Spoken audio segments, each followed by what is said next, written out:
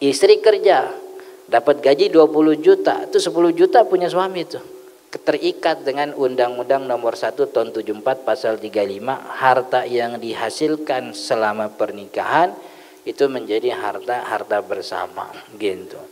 Kemudian juga Pak ini didukung oleh kompilasi hukum Islam. Jadi Bapak Ibu kalau belum pernah dengar kompilasi hukum Islam tuh dulu adalah proyek nasionalisasi hukum syariat. Mulainya tahun 83. Zaman saya lupa tuh zaman siapa tuh. Itu keputusan 3 menteri, Mahkamah Agung, Menteri Agama, sama satu lagi tuh Menteri Dalam Negeri apa ya. Itu bikin nasionalisasi hukum syariat. Jadi hukum-hukum syariat dinasionalkan agar seluruh pengadilan di lingkungan pengadilan agama punya putusan yang sama. Sebab zaman itu hakimnya megang kitab beda-beda. Yang satu megang kitab Fathul Mu'in, yang satu megang kitab Fathul Aziz, yang satu megang kitab I'anatul Talibin.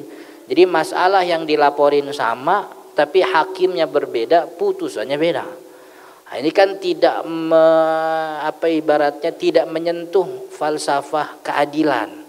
Adanya kepastian hukum, jadi beda-beda. Maka dirancanglah nasionalisasi hukum syariat, muncul namanya kompilasi hukum Islam. Walaupun baru cuma tiga pokok masalah. Perkawinan dan perceraian di dalamnya, kemudian ada warisan serta wakaf begitu. Pasal 35 itu kan nggak ditetapin tuh berapa persen suami, berapa persen istri. Pokoknya harta yang dihasilkan sepanjang pernikahan harta bersama. Tapi kompilasi hukum Islam mengkonfirmasi sambil menafsiri bahwa yang bersama itu separuh. Saya nggak tahu ya, separuh itu bahasa Indonesia kan setengah-setengah, setahu saya kan gitu. Separuh harta bersama menjadi hak pasangan yang hidup lebih lama begitu. Tapi ustadz-ustadz kita, guru-guru agama kita bilang harta bersama kagak ada, kan begitu. Kan ya. Ustadz nih kalau kita ngaji di musola, di masjid, harta bersama kagak ada. Laki duitnya laki sendiri. Kalau bini kerja itu buat bini sendiri begitu. Tapi di dalam harta laki ada kewajiban nafkah. Kan ya, yang kewajiban nafkah itulah yang jadi milik istrinya sesuai dengan kebutuhan istri. Istri butuh nafkahnya misalnya sebulan 3 juta, ya 3 juta ada punya dia begitu. Tapi di luar itu tidak ada perpindahan kepemilikan karena sebab pernikahan. Jadi pernikahan akad nikah itu hanya membolehkan suami berhubungan dengan istrinya. Selain itu tidak ada yang berubah. Istri tetap bukan mahram kita.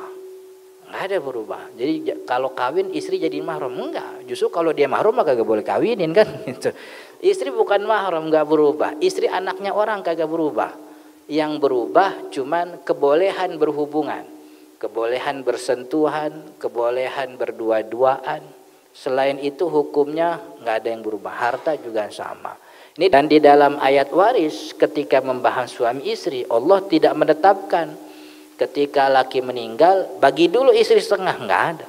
Justru langsung pembagiannya ketika seorang suami ditinggal oleh istri, maka bagiannya 1/2 kalau istri nggak punya anak. Kalau istri punya anak bagiannya 1/4. Si istri juga begitu. Kalau dia ditinggal oleh suami bagiannya 1/4. Kalau suami nggak punya anak, kalau suami punya anak bagiannya 1/8. Jadi nggak ada pemisahan setengah dulu begitu. Ini yang memang kita dapati dari kitab-kitab ulama. Termasuk juga ini salah satunya cerita tentang Hindun. Hindun punya laki Abu Sufyan. Abu Sufyan rada pelit begitu. Pokoknya pelit begitu. Inna Abu Sufyan rajulun syahih. Jadi pelit itu dalam bahasa Arab ada namanya bakhil, ada namanya syahih. Kalau syahih itu levelnya lebih tinggi dari bakhil tuh. Itu lebih pelit gitu. Kan ya? Yang kalau minum kopi ampasnya dijemur lagi gitu. Iya, dia dosa juga kagak boleh bagi-bagi gitu. Bagi dosa lu buat gue dong. Ya orang lagi ngumpulin kan. Malah begitu. Pokoknya pelit tuh. Layuti ini Abu Sufyan nggak ngasih saya nafkah yang cukup. Kata Hindun, saya ngambil dari hartanya tanpa sepengetahuan Abu Sufyan. Apa itu boleh Nabi? Jadi di pemahaman para sahabat itu sudah pakem bahwa pernikahan itu kagak memindahkan kepemilikan. Karena tidak memindahkan kepemilikan, ketika Hindun ngambil duitnya Abu Sufyan tanpa dia tahu, Hindun ngerasa dosa. Makanya dia nanya sama Nabi, Nabi, sebenarnya Abu Sufyan tuh orangnya pelit, makanya saya ngambil gitu. Kira-kira saya ngambil boleh apa enggak gitu. Maka kata Nabi Muhammad, khudhi ma yakfiki bil ma'ruf wa yakfi banik. Ambil yang cukup bagimu dan anakmu, jadi jangan lebih. Jadi kamu boleh ngambil dari hartanya Abu Sufyan, cuman yang sekedar wajib. Artinya kan Abu Sufyan wajib ngasih saya 3 juta, saya ngambil 3 juta aja. Jangan makai dilebihin begitu. Artinya pemahaman sahabat Nabi tentang harta bersama itu nggak ada. Maka itulah yang diwariskan kepada kita oleh guru-guru kita. Nah, jadi dilema memang karena udah jadi masuk undang-undang. Padahal kan di dalam Al-Quran kita diminta ati Allah wa ati Rasul wa ulil amri minkum, kan begitu. Taatilah Allah, taati apa nih? Banyak perdebatan ulama, antara ada yang mengatakan ulil amri ini adalah ahli agama, orang-orang yang menjadi simpul pengajaran syariat Islam kepada masyarakat. Tapi juga banyak ulama tafsir ulil amri ini artinya penguasa, orang yang menjadi pemangku wilayah di satu tempat. Dan ini pandangan mayoritas bahwa ulil amri di sini artinya penguasa. Maka ketika itu sudah ditetapkan oleh penguasa, ada kewajiban, walaupun kewajibannya nggak mutlak, sebab dalam ayat lain perintah taat tuh Allah Rasul gandengan terus, Allah Rasul. Tapi dalam ayat lain ulil amri itu apa? Nyantolnya kadang-kadang, cuman di ayat surat An-Nisa doang. Maka ditafsiri oleh ulama kalau Allah sama Rasul kagak usah nanya, kerjain. Wa makan apa gimana? Wa makana lil mu'minin wala mu'minatin idza qadallahu wa rasuluhu amran ay yakuna lahumul khiyar. Kalau Allah Rasul udah netapin kagak usah milih-milih, jalanin gitu. Tapi ketiadaan ulil amri dalam beberapa konteks ayat itu kata ulama bahwa ulil amri ketaatannya terikat selama ulil amri ini memerintah pada sesuatu yang tidak melanggar syariat Islam begini. Nah, dalam hal ini memang ditafsiri harta bersama itu menjadi pelanggaran. Sebab kan kalau orang sudah meninggal dunia, hartanya tuh bukan punya dia lagi. Hartanya jadi punya ahli waris. Kalau dari harta tersebut dibikin jatah setengah buat istri atau buat pasangan yang hidup lebih lama, itu jatuhnya kayak bikin jatah waris baru, begitu maksudnya. Kalau bikin jatah waris baru itu namanya nyaingin Allah gitu. Allah kan udah bikin aturan itu gitu. Nah, itu jadi dilema itu orang muslim Indonesia.